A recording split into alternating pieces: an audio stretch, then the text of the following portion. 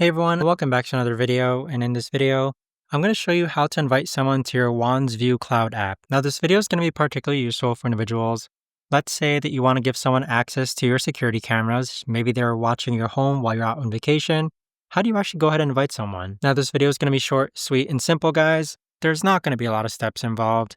But in order to do this, let's first open up the Wansview Cloud app. Next, you want to click on the device which you want to go ahead and share. So we're going to click on the gear icon next to kitchen for this example. Next, click on device sharing, then click on invite new members.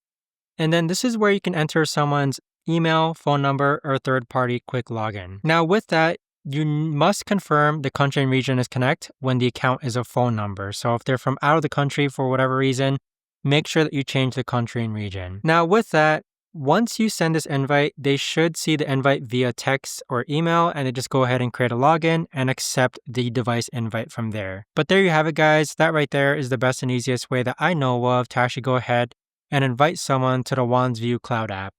If you guys know of a better or easier way to actually do this, let me know in the comments down below. I would love to know. Thanks so much for watching, everyone, and I'll see you guys all